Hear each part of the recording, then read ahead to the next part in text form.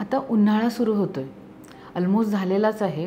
पण ह्या उन्हाळ्यामध्ये आपल्याला स्किनची आपली काळजी कशी घ्यायची आहे याबद्दल आपण थोडं ह्या व्हिडिओमध्ये डिस्कस करणार आहोत. तर पहिला पॉईंट, सन प्रोटेक्शन म्हटलं की सनस्क्रीन हा पहिल्यांदा येतोच. तर आता हे सनस्क्रीन कसं वापरायचं आहे, तर तुम्ही जर घरीच असाल तर SPF 30चा वापर करू शकता. जर तुम्ही बाहेर फिरणं तुमचं जास्त असेल तर SPF 50+ तुम्ही वापर करू शकता. घरातून बाहेर पडताना 20 ते 25 मिनटं अगोदर तुम्हाला सनस्क्रीन लावायचं आहे.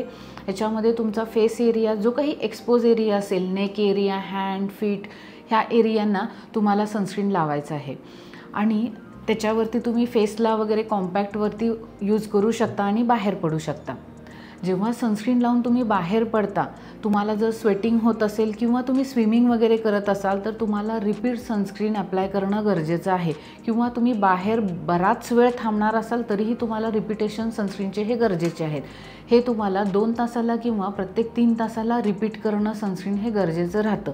असं करून तुम्ही UVA आणि UVB रेजपासून तुमच्या स्किनचं प्रोटेक्शन करू शकता. आता फेस झालं तर आपण कधीही लिपला सनस्क्रीन कधी वापरत नाही.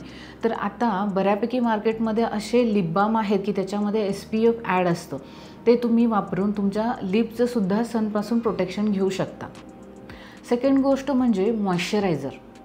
मॉइश्चरायझरमध्ये तुम्ही आता बऱ्यापैकी सगळ्याच जणांची स्किन उन्हाळ्यामध्ये खूप स्वेटिंग होत असतं, काहींना ॲक्ने येत असतात.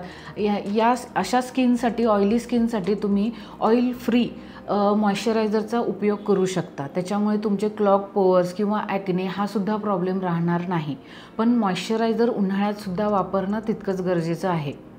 फक्त एक गोष्ट लक्षात ठेवा, ह्या मॉइश्चरायझरमध्ये हॅलोरोनिक ॲसिड असलेले मॉइश्चरायझर तुम्ही यूज करा, जेणेकरून तुमची स्किन ही हायड्रेटेड राहील आणि प्लम्प राहील.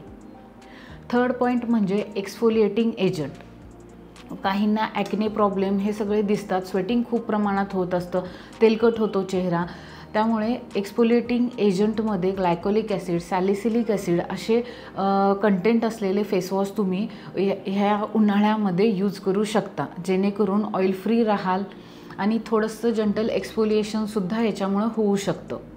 स्क्रबचा वापर करा, पण शक्यतो जंटल स्क्रब असू देत. जर ते पार्टिकल खूप रफ असतील, मोठे असतील तर याचा वापर शक्यतो टाळलेला चांगला. थर्ड पॉईंट म्हणजे क्लोथ्स.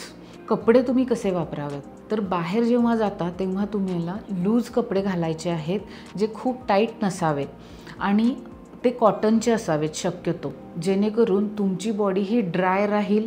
कारण भरपूर स्वेट येत असतो, त्याच्यामुळे कॉटनचे कपडे हे थोडंसं स्वेट ॲब्सॉर्ब करतात आणि जास्त लूज फिटिंग असल्यामुळं तुम्हाला जे काही स्किन रॅशेस वगैरे आहेत ते तुम्हाला येणार नाहीत. आणि कपडे हे नेहमी फुल स्लीव्ज असावे, जेणेकरून तुमची बॉडी पूर्ण कवर होईल. पुढचा पॉईंट म्हणजे कूलडाऊन थेरपी.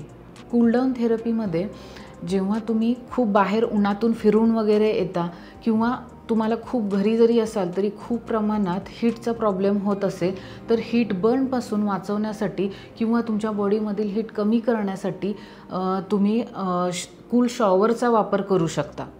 शक्यतो कडक पाणी किंवा कोमट पाणी असं शक्यतो अवॉइड केलेलं कधीही चांगलं. त्यातल्या त्यात तुम्ही गारकडं झुकणारं असं पाण्याने शॉवर जरी घेतली तरी चालू शकतं. एकदमच थंड ज्यांना चालत नसेल त्यांनी तसा उपयोग करू शकता. Eye protection.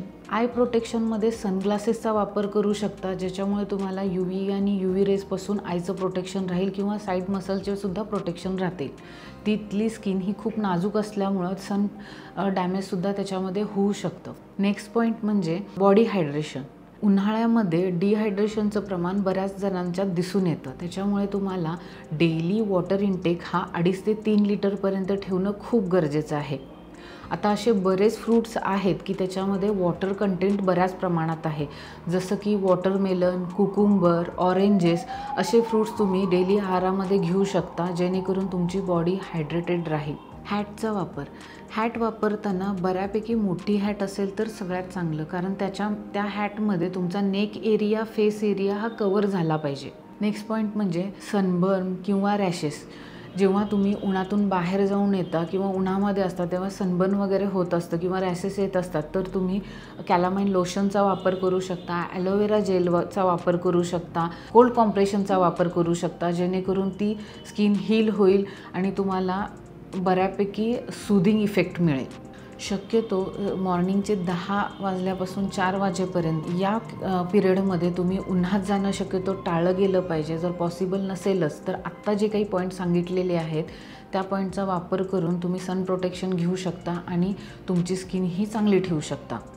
अशाच काही स्किन रिलेटेड प्रॉब्लेमसाठी किंवा हेअर रिलेटेड प्रॉब्लेमसाठी तुम्ही निर्मिती कॉस्मेटिक सेंटरला फॉलो करू शकता किंवा व्हिजिट करू शकता क्लिनिकला.